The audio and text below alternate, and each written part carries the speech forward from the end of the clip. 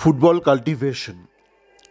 Cultivation আমি ইস্টবেঙ্গলের যে থমবয় সিংটো আসছে এই বিষয়ে একটু আলোচনা করব। তো গতকাল আমরা দেখেছিলাম বিভিন্ন সংবাদ মাধ্যমে একটা খবর যে থমবয় সিংটো ইস্টবেঙ্গলের সাথে যুক্ত হচ্ছে, এবং সেই বিষয়ে মোটামুটি ব্যাপারটা পরিষ্কার, কেননা আমরা দেখেছি, অনেক ছবিও দেখেছি থমবয় সিংটোকে। তো সেই নিয়ে বাজারে বিভিন্ন গল্প রয়েছে। তো আমার চ্যাট ফোরামে আমাকে অনেকে জিজ্ঞেস করেছে, তো এই বিষয়ে আমার অভিমত কী। তো দেখুন, আমি কোনো ব্যক্তি বিশেষ নিয়ে বিশেষ আলোচনা করতে আগ্রহী নই। তো আমি একটু চেষ্টা করব এই সমগ্র বিষয় সংক্রান্ত কিছু দার্শনিক কথাবার্তা বলার। মানে আমি একটু ওভারভিউতে যাব, একটু ওভারঅল একটু আলোচনা করব, কেন একদম ডিটেলে বা গ্র্যানুলার আলোচনা মনে হয় না প্রয়োজন আছে। আপনি যদি বিশদে ব্যাপারটা বোঝেন, তাহলে কিন্তু ওই সূক্ষ্ম যে ডিটেলগুলো সেইগুলো আপনারা নিজেরাই মাথা খাটিয়ে বার করে নিতে পারবেন। তো সময়ের সাথে আমি একটুখানি টপ লেভেল একটা আলোচনা করব। তো দেখুন, আমি বিভিন্ন বিষয় নিয়ে আগে আলোচনা করেছি ইউথ ডেভেলপমেন্টে, সেইগুলো একটু অল্প ছোঁয়ার চেষ্টা করব। যেমন একটা বিষয় হচ্ছে, জীবনের সাথে ফুটবলার তৈরির ব্যাপারে খুব একটা ফারাক নেই। আমরা দেখেছি কি, মানুষ শুরুর দিকে যখন মানুষ সিভিলাইজড হয়, সভ্য হয়, তখন মানুষ কিন্তু প্রাথমিকভাবে শিকার করত। মানে ফলমূল খাক কি পশু, মানুষ শিকার করত, এখানে ওখানে শিকার করত। সেটা পরবর্তীকালে যুগে যুগে ধরে নোম্যাডিক যে কথাটা রয়েছে, নোম্যাড বা তারা কিন্তু রয়েছে, কিন্তু সামগ্রিকভাবে মানুষ পরবর্তীকালে একটা সিভিলাইজড হয়ে যায় বা কোথাও একটা বসতি শুরু করে। তো বসতি শুরু করার একটাই কারণ ছিল, মানুষ শিখে গেল শিকার না করে কীভাবে বেঁচে থাকা যায়, যেটা হচ্ছে কাল্টিভেশন করা বা চাষ করা। সেটা ফলমূল হতে পারে, শস্য হতে পারে, বা জীবজন্তু হতে পারে, বা মাছ হতে পারে। আপনি দেখুন, মাছ আগেকার দিনে কী করতো বা এখনও করে, নদীতে গিয়ে বা সমুদ্রে গিয়ে মানুষ মাছ ধরে। ইলিশ মাছ মানুষ সমুদ্রে গিয়ে ধরে, বা রুই কাতলা কিন্তু মানুষ পুকুরে চাষ করে করে। তো এইভাবে আপনি ধরুন আপনি মাছ ধরতে চান, তো আপনার কাছে দুটো অপশান রয়েছে। এক হচ্ছে মাছের চাষ করা, তাহলে কি এটা আপনার কন্ট্রোলে থাকে। আরেকটা হচ্ছে মাছ কি আপনি সমুদ্রে গিয়ে ধরছেন, তিতাস একটা নদীর নাম বা পদ্মা নদীর মাঝি, ওইভাবে গিয়ে ধরছেন। তো আপনি যদি নদীতে গিয়ে মাছ ধরেন বা সমুদ্রে গিয়ে মাছ ধরেন, তাহলে অনেকটা অনিশ্চয়তা থাকে, কেননা সেইটা কিন্তু আপনার হাতে পুরোপুরি নেই, মাছ আপনি পাবেন কি পাবেন না। কিন্তু তবু আপনি মাছ পান। ইলিশ মাছ তো আপনি সমুদ্র থেকেই পান। ইলিশ মাছ এখনও যদিও চেষ্টা করছে লোকালি তৈরি করা যায় কি না পশ্চিমবঙ্গ সরকার থেকে, কিন্তু মোটামুটি ইলিশ মাছ আমরা জানি সেটা শিকার করতে হয় বা মাছ ধরতে হয় সমুদ্র থেকে। তো আপনি যে মাছটা ধরছেন, তেমনি আমরা ফুটবলের ক্ষেত্রে বলি যে স্কাউটিং করো বা ট্যালেন্ট হান্ট করো। তো ট্যালেন্ট হান্ট কথাটার মধ্যে কিন্তু একটা সমস্যা লুকিয়ে রয়েছে, কেননা এটা আপনি ওই শিকারের মতন ভাবতে পারেন যে একটা ট্যালেন্ট বলে কোথাও আছে একটা পরিপুষ্ট ইলিশ মাছ রয়েছে সমুদ্রের কোথাও রয়েছে, আপনি কি সেটাকে হান্ট করবেন? তো একটাই সমস্যা রয়েছে জীবনের সাথে, এই মাছ ধরা জীবনের সাথে ফুটবলার ধরার জীবনের, যে মাছ ধরার জীবনের ক্ষেত্রে একটা ইকোসিস্টেম আছে, যেটা কিন্তু কেউ একটা চালাচ্ছে। ও আপনার ঈশ্বর বলুন, আল্লাহ বলুন, গড বলুন, কেউ একটা চালাচ্ছে একটা ইকোসিস্টেম। বহুদিন ধরে একটা মাথা কাটিয়ে কেউ একটা চালাচ্ছে। সেই ইকোসিস্টেমের ফলে আপনি সমুদ্রে ইলিশ মাছ পাচ্ছেন, কিন্তু আপনি কিন্তু এই একই পদ্ধতিতে চট করে ফুটবলার পাবেন না, কেননা সেই ইকোসিস্টেমটা ফুটবলের ক্ষেত্রে নেই।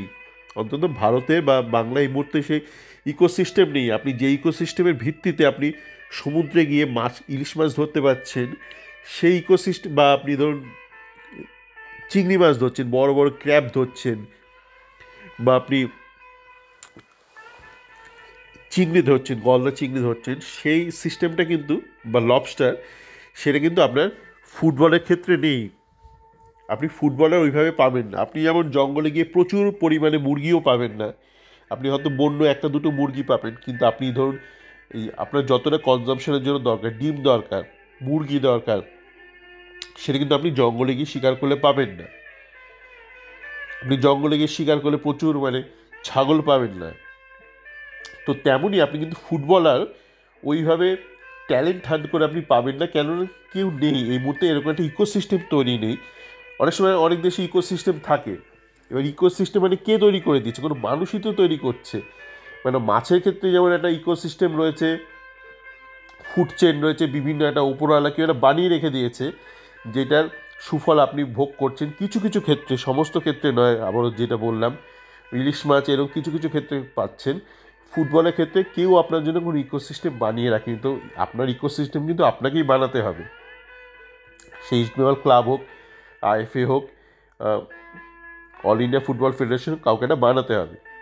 এবার আসা যাক আমরা ইস্টবেঙ্গলের ব্যাপারে একটুখানি ডাইরেক্ট আসি। তো ইস্টবেঙ্গলের একটা যেটা সমস্যা হচ্ছে, প্রথমত আমরা কি করি, ইউথ ডেভেলপমেন্টের যে সাফল্যের যেই সংজ্ঞা, যে প্যারামিটার, সেটার সম্পর্কে ম্যাক্সিমাম মানুষের ভুল ধারণা আছে। সে ক্লাব কর্তা থেকে শুরু করে ইস্টবেঙ্গলের যে সমস্ত ফ্যান গ্রুপ, ফ্যান, স্থানীয় বাংলা মিডিয়া, প্রত্যেকের ভুল ধারণা আছে। Youth development, what is success, সাকসেসের প্যারামিটারটা কি? ইউথ ডেভেলপমেন্টের সাকসেস মানে হচ্ছে আপনি আপনার ইউথ থেকে কতগুলো প্লেয়ারকে পরের ধাপে নিয়ে গেলেন। এবার পরের ধাপে নিয়ে যেতে গিয়ে আপনি যদি আপনার গোটা টিমটা যদি সাফল্য পায় তাহলে তো খুবই ভালো, কিন্তু ধরুন আপনার টিমটা সাফল্য পেলো, মানে টিম আরএফডিএল চ্যাম্পিয়ন হলো, কি কোয়ালিফাই করলো ন্যাশনাল লেগে, কিন্তু সেখান থেকে আপনি কোনো প্লেয়ার বেরোলো না, তাহলে কিন্তু আপনি চূড়ান্ত বিফল। আপনার ইন্ডিভিজুয়াল প্লেয়ার কতগুলো ডেভেলপ হচ্ছে, যারা কিন্তু পরবর্তী ধাপে যেতে পারে আইএসএলে, সেইটা কিন্তু আপনার নাম্বার ওয়ান রিভিউ প্যারামিটার হওয়া দরকার আপনার ইউথ ডেভেলপমেন্টে। কিন্তু দেখুন ইস্টবেঙ্গল কিন্তু মানে আরএফডিএলে মোটামুটি ভালোই করছে প্রথম বছর থেকে, কিন্তু সেরকম প্লেয়ার বেরোচ্ছে না আরএফডিএল থেকে। তাহলে আপনার টিমের সাফল্যটা কিন্তু সাফল্য নয়, আপনি ব্যর্থ আপনি ইউথ ডেভেলপমেন্টে, কেননা আপনি ইউথ থেকে ঠিকঠাক প্লেয়ার বেরোচ্ছে না। এবার আপনি বলতে পারেন ইউথ থেকে তো এই 3-4 জন গেছে। দেখুন এখানে একটা মানুষের ভুল ধারণা আছে, ফ্যানদের থেকে শুরু করে বাংলা যত মিডিয়া আছে, স্থানীয় মিডিয়া, প্রত্যেকের ভুল ধারণা আছে। আপনি 3 জনকে পাঠালেন কি 4 জনকে পাঠালেন কি 5 জনকে সিনিয়র টিমে পাঠালেন, সেটা বড় কথা নয়। কজন যোগ্য ব্যক্তিকে পাঠালেন সেটাই বড় কথা। আপনি তো যাকে তাকে পাঠিয়ে দিতেই পারেন, আপনি জেসিন, আমন, বিষ্ণু, যাকে পাচ্ছেন প্রমোট করে দিচ্ছেন, কিন্তু তারপর তারা প্রমোটেড হয়ে যাওয়ার পর কি হচ্ছে, তারা প্রমোটেড হয়ে যাওয়ার পর তারা কি আইএসএলে দাপিয়ে খেলতে পারছে না, তাদের লুকিয়ে রাখতে হচ্ছে। আমরা যেমন সেদিনকে দেখলাম, আপনি যদি ইস্টবেঙ্গলের ক্ষেত্রটাই ধরেন, ইস্টবেঙ্গলের ক্ষেত্রে যারা ঘোর বিনোর পক্ষে রয়েছে, মানে যারা মনে করে বিনো দারুণ কাজ করেছে গত 3 বছর ধরে ইউথ ডেভেলপমেন্টে, তাদের এক নম্বর বাজি হচ্ছে বিষ্ণু, তাদের দ্বিতীয় কোনো বাজি নেই। তারা নিজেরাই কিন্তু এখন দ্বিতীয় তৃতীয় সমস্ত বাজি হারিয়ে ফেলেছে। তারা এককালে নাসিব ঠাসিব আমার অনেক কিছু বলেছিল, কিন্তু এখন আমি দেখছি তাদের আর কোনো দ্বিতীয় বাজি নেই, তাদের এক নম্বর এবং একমাত্র বাজি হচ্ছে বিষ্ণু।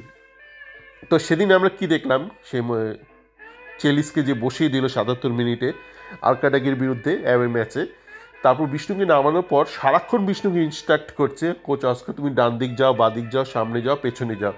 তো এরকম একটা প্লেয়ার যাকে আপনি, কিন্তু বিষ্ণুকে কিন্তু আপনি প্রায় 2 বছর ধরে প্রচুর গেম টাইম দিয়েছেন, তারপর তাকে সারাক্ষণ আপনাকে ইনস্ট্রাকশন দিতে হচ্ছে। তো আপনার একমাত্র বাজি যদি এরকম হয়, তাহলে কি আপনি সফল বলা যায় আপনাকে?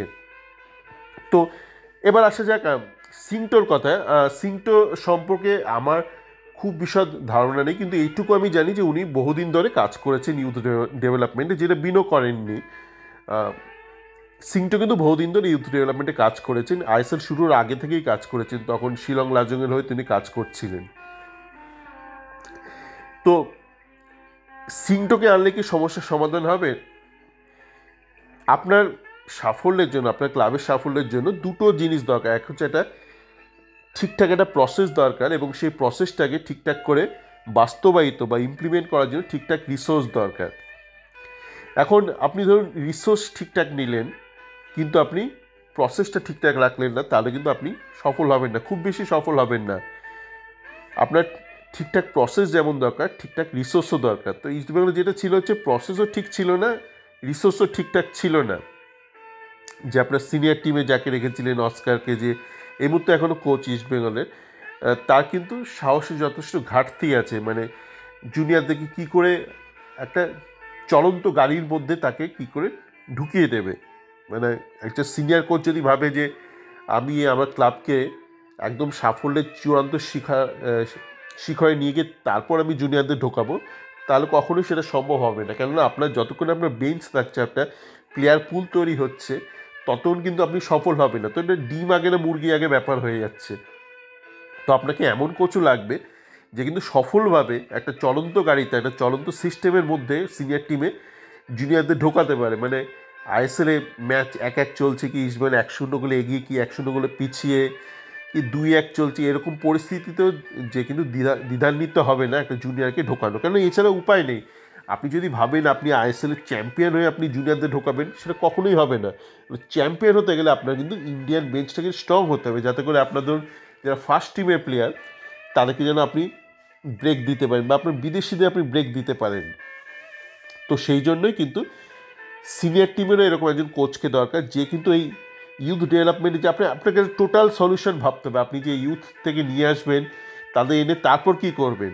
ধরুন ইউথ সব কিছু ঠিক করলো, আপনি ইউথ থেকে প্লেয়ার হান্টিং করলেন, বা গ্রুমিং করলেন, বা চাষ করলেন, বা শিকার করলেন। একটা দুটো হয়তো আপনি শিকার করে পেয়েও যেতে পারেন কোথাও থেকে, কেউ হয়তো বানিয়ে রেখেছে, যেমন শ্যামল বেচটা বা তন্ময় দাস, কেউ হয়তো একটা কোথাও বাংলার কোনো কোণে কাউকে একটা তৈরি করেছে। এরকম একটা দুটো আপনি পেয়ে যাবেন হান্ট করে, ভাগ্যের জোরে। তারপর তো তাদেরকে নিয়ে আপনাকে এগোতে হবে, সেই পরবর্তী ধাপটাও তো আপনাকে ভাবতে হবে, সেই ধাপটা আপনাকে কে করবে। তো আমি জানি না থংবয় সিংটোকে ঠিক কী কাজে লাগাবে, কিন্তু একাধিক কাজের জন্য আপনার কিন্তু একাধিক যোগ্য ব্যক্তিকে দরকার। একটা প্রসেসকে যদি আপনাকে দাঁড় করাতে হয়, মানে এমন হওয়াটা ঠিক নয় বা বাঞ্ছনীয় নয় যেই ব্যক্তি স্কাউট করছে সেই আবার তাদের ট্রেন করছে, সেই আবার তাদের ইভ্যালুয়েট করছে তারা প্রমোট হবে কিনা। কারণ এখানে একটা কনফ্লিক্ট অফ ইন্টারেস্ট হয়ে যাবে, যেটা ছিল conflict of interest. Say conflict of interest এড়ানোর জন্য কিন্তু একাধিক ব্যক্তি দরকার, মানে যে স্কাউট করছে সেই যাতে আবার মানে তাদের প্রমোশনের সিদ্ধান্ত না নিতে পারে, নয়তো ব্যাপারটা কনফ্লিক্ট অফ ইন্টারেস্ট। ব্যাপারটা ধরুন এরকম, আমি 10টা ছেলেকে নিয়ে এলাম স্কাউট করে, এবার আমার আনা 10টা ছেলের থেকে যদি যারা আর স্থানীয় ছেলে আছে বা অন্যভাবে যারা স্কাউটে রয়েছে তারা যদি বেটার হয়, 10জনই যদি আমার বাতিল হয়ে যায়, তাহলে তা আমার মনে হবে যে আমি ব্যর্থ, আমি প্রমাণ করব আমি ব্যর্থ। তো আমি তো সেটা চাইবো না। একটা মানুষ হিসেবে একটা স্বাভাবিক প্রবৃত্তি, সেই মানুষ চাইবে না যে সে নিজেকে ব্যর্থ প্রমাণিত করার, তাই সে সবসময় চাইবে তার আনা ক্যান্ডিডেটগুলো যেন প্রমোটেড হয়। এটা স্বাভাবিক মানুষের প্রবৃত্তি। তো সেইটা যাতে না হয়, সেই জন্য আপনার বিভিন্ন আলাদা আলাদা মানুষ দরকার বিভিন্ন রোলের জন্য। যে স্কাউট করবে সেই যেন আবার তার পরীক্ষা না নেয়, নির্ধারণ না করে যে সে তাকে প্রমোট করা যাবে কি যাবে না। এবার এই কাজগুলোর জন্য বিভিন্ন আপনার ব্যক্তি দরকার, বিভিন্ন যোগ্য ব্যক্তি দরকার। তো আমি দেখছিলাম মানে গতকাল স্পটার নিউজ বলছিল সঞ্জয় সেন, শঙ্কর লাল এরাও হয়তো যুক্ত হতে পারে। আমি জানি না এরা যুক্ত হবে কি না, কিন্তু এরকম কিন্তু আপনার একাধিক লোককে লাগবে বিভিন্ন রোলের জন্য। একটা ব্যক্তিকে দিয়ে আপনি সব কাজ করালে ব্যাপারটা পুরো ঘেটে যাবে আপনার প্রসেসটা। এছাড়া আপনার কিন্তু অডিট করাও দরকার। মানে আমি দেখছিলাম কিছু আলোচনা হচ্ছে যে একাধিক মানে অধিক সন্ন্যাসীদের গাজন নষ্ট হবে না, তো না, এটা হবে না। কেননা যারা এগুলো বলছে তারা মূলত কোনোদিন কোথাও চাকরি বাকরি করেনি, আর করলেও খুবই ছোট কোম্পানিতে চাকরি করেছে, তাই তাদের অতটা অভিজ্ঞতা নেই। আপনার একটা ভালো একটা বড় সংগঠন চালাতে গেলে আপনার কিন্তু একাধিক যোগ্য ব্যক্তি দরকার। শুধু যেটা দরকার, একাধিক যোগ্য ব্যক্তির সাথে clear cut roles and responsibilities, কার কতটা এখতিয়ার, কার কি কাজ, ডিভিশন অফ ওয়ার্ক খুব দরকার। এবং এছাড়া আর একটা ব্যাপার দরকার, সেটা হচ্ছে অডিট। এই যে বলছি না মানে মানে একই ব্যক্তি মানে যদি দুটো যোগ্য ব্যক্তি থাকে মানে প্রো লাইসেন্সড, ক্ল্যাশ হতে পারে না। ক্ল্যাশ কেন হবে? যে কোনো বড় সংগঠনে একটা ইন্টারনাল অডিট বলে একটা কথা থাকে, এবং অডিটকে তো খারাপভাবে দেখার কোনো কারণ আমি দেখি না। তার কারণ ধরুন অডিট হচ্ছে একটা প্রসেসকে স্টেবল করে রাখে। আমি যদি বলি আমি দারুণ কাজ করি, আমার কাজ কেন অডিট করা হবে, তাহলে ব্যাপারটা হয়ে যায় ঠিক আছে তুমি আজকে আছো, ঠিক আছে তোমার অডিট লাগবে না, কিন্তু তোমার বদলে কালকে যদি আরেকটা লোক আসে সে ঠিকঠাক কাজ করবে হচ্ছে কিনা আমরা জানবো কী করে? তো কোনো ইন্ডিভিজুয়াল ডিপেন্ডেন্ট কোনো সিস্টেম হতে পারে না। সেই জন্যই এই অডিট কোয়ালিটি এই ব্যাপারগুলো রয়েছে। মানে অডিট ব্যাপারটা হচ্ছে কোয়ালিটির একটা অঙ্গ। যেমন ধরুন স্কাউটিং করা হচ্ছে, তো স্কাউটিং কীভাবে করা হচ্ছে, ওইগুলো কি মানে ডকুমেন্টেড করা হচ্ছে, একটা কি প্রোটোকল আছে বা স্কাউটিং? মানে বিনো যেভাবে স্কাউটিং করেছে, চলো তোমরা 3 বছরের জন্য 3rd ইয়ারে তোমাদেরকে প্রমোট করে দেওয়া হবে আইএসএলে, আর না করলেও জন্মদিন উপলক্ষে একটা গেম টাইপ দিয়ে দেওয়া হবে আইএসএল, এরকম একটা ব্যাপার। এখানে কিন্তু আপনাকে ডকুমেন্ট করতে হবে আপনি কী প্রোটোকলের ভিত্তিতে ছেলেদের মানে ছেলেদের স্কাউট করছে ইয়েস অর নো, দুটোই নো। এবং সেটা অডিট করারও ব্যবস্থা থাকা দরকার, যে এটা র্যান্ডাম স্যাম্পল অডিট হলো, যে কোনো এতে ঘাপলা হচ্ছে কি না, মানে স্কাউটিং, সমস্ত রকম স্কাউটিং যেই করুক এটা প্রসেসের মধ্যে আনা দরকার। তারপর আপনার যেটা দরকার হচ্ছে, আপনার প্রত্যেকটা প্লেয়ারের একটা স্কিল ডেভেলপমেন্ট, একটা টেকনিক্যাল ফাইল থাকা দরকার। ধরুন শাহজিদ গাজী ছেলেটা রাইট ব্যাকে খুব ভালো খেলছে, কিন্তু গতকাল আমার চ্যাট ফোরামে আমার সতীর্থ ইউএস থেকে এক ফ্যান বলল যে ওকে কিন্তু আর একটু ফ্লেক্সিবল থাকতে হবে, মানে ওর যে হিল মানে পায়ের যে পজিশন ফ্ল্যাট ফুটের যাতে না হয়ে যায়, ও যাতে অনেক স্টোস থাকে, যাতে করে ও যাতে ফ্লেক্সিবল থাকে ডিউরিং যখনও কোনো অ্যাটাককে সামলাবে।